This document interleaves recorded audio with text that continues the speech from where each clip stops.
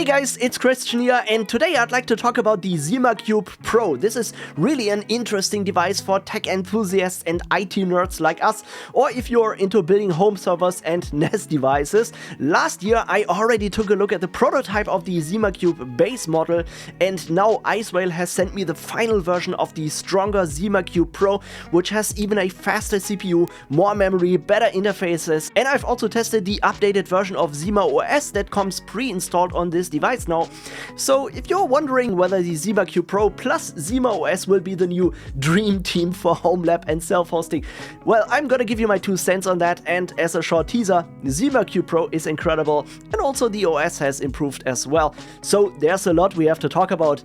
Let's get started. Alright, so first of all, let's talk about the hardware specs. So the ZimaCube comes in 3 different versions. The regular ZimaCube that has an Intel N100 chip on board with 4 cores and 16 GB of memory. That is kind of the same setup that I'm using on my do-it-yourself storage server, by the way. But if you want to build a bigger and faster server, there's also the bigger ZimaCube Pro, so the device that I'm testing today.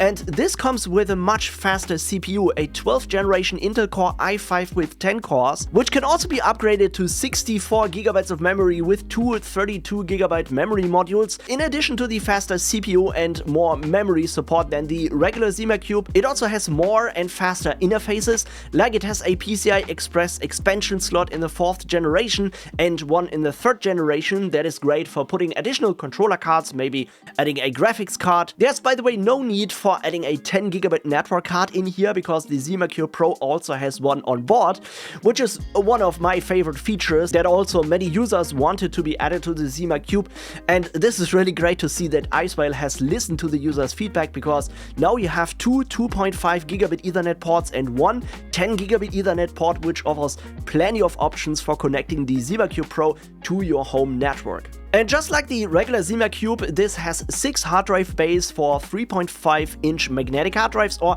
2.5-inch SSDs, whatever you want to put into this thing. And furthermore, it also has a 7th bay, which is really cool because this offers up to 4 M2 NVMe slots, which is absolutely amazing. The ZimaCube Pro even has a faster connection to this bay, providing up to 3200 megabytes per second read and write speed, which is perfect for building a super fast storage based on NVMe drives. And if you'd like to put this thing on your desk and connect it to a Mac or any other computer that you're using, you also have Thunderbolt 4. This is probably the most interesting feature for me because I might continue just using it as a storage expansion device on my desk for the Mac if I find some space for it. So yeah, that's probably going to be the biggest problem I have to solve. But overall, I think it's fair to say you get a really nice package here for about $1,100 US, at least at the time of recording this video, and that all in a tiny, gorgeous and high quality case. However, if you've watched my previous videos about the ZimaCube prototype, you might remember I had a few things to criticize here. For example, the build quality of the front panel was poor, the fans in this case were very noisy, and it didn't come with the latest version of their ZimaOS. It had some older version of CentOS installed. However, my overall verdict on the prototype was already quite good, and it's nice to see that the final version of the ZimaCube Pro has addressed all these issues. They updated the case fans, they sent me an additional CPU cooler to keep the stronger CPU running smooth and silent. Overall, the device still produces some noise, but it's absolutely okay, so you can definitely put this thing on your desk.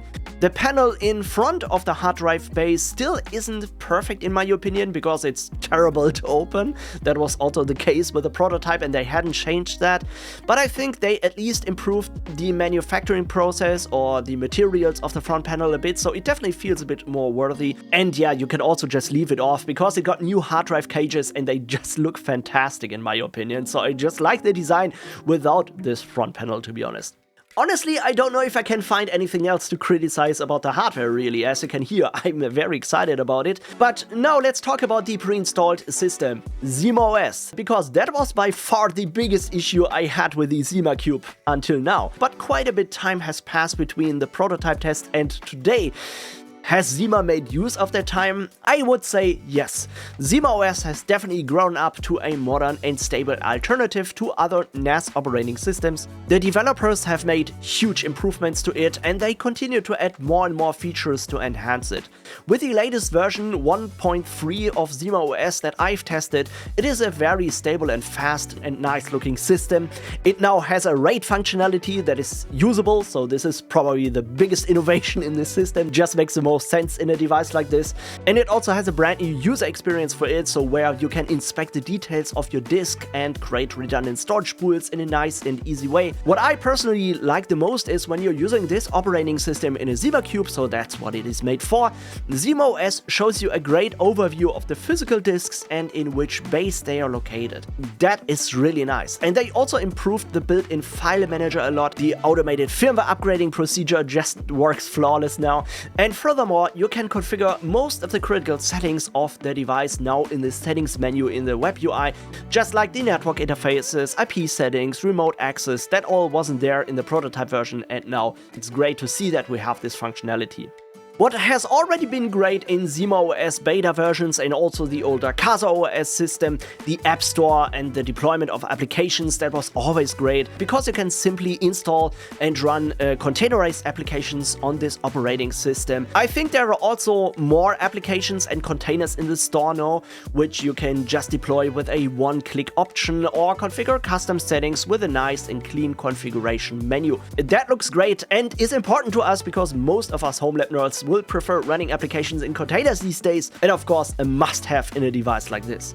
But what is also cool, you can now run virtual machines in the ZimaOS. With the new ZVM manager and the amazing CPU in the ZimaCube Pro, it just now makes a lot of sense to spin up some virtual machines with Windows or Linux operating systems besides your ZimaOS. Of course, it doesn't have all of the advanced features and settings, so you can't really compare this to a Proxmox or anything like this, but it's a great start. And I would say that ZimaOS with their operating system is definitely on the right path.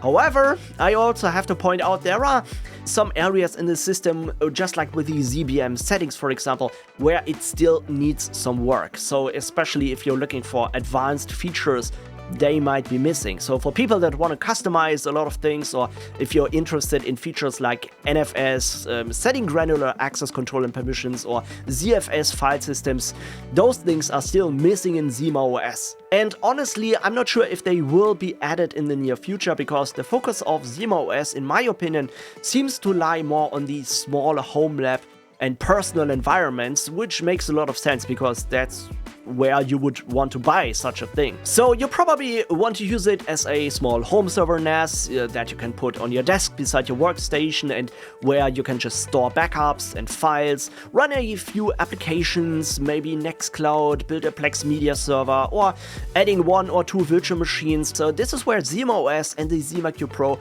I think they really shine. And if you want to build a super fast professional storage server, well, the ZimaCube Pro is great from the hardware specs, and where ZimaOS is still missing the features that you want, it's not really a big deal because you can just install a different operating system on this ZimaCube Pro as well. It's totally compatible with a ton of operating systems, like you can install Linux, you can install Windows, maybe even TrueNAS, Unraid and other operating systems that you like. Since it just works like any other computer, it is super easy and simple to install a different operating system on this thing. But I think this is probably interesting for people that just want to get the most out of the ZimaCube Pro hardware and want to build a super fast storage server for their home labs. For just building a simple NAS, I think ZimaOS is in a good shape, and overall the ZimaCube Pro, I have to say I really like this thing. Yeah, these are my thoughts on the new ZimaCube Pro. Now it's your turn, so please tell me, what do you think about it? I hope this video helped out to find whether this device might be something for you. And as always, many thanks for watching, everybody. A big thanks goes out to the members and supporters of my channel, and I'm going to catch you in the next video. Take care. Bye bye.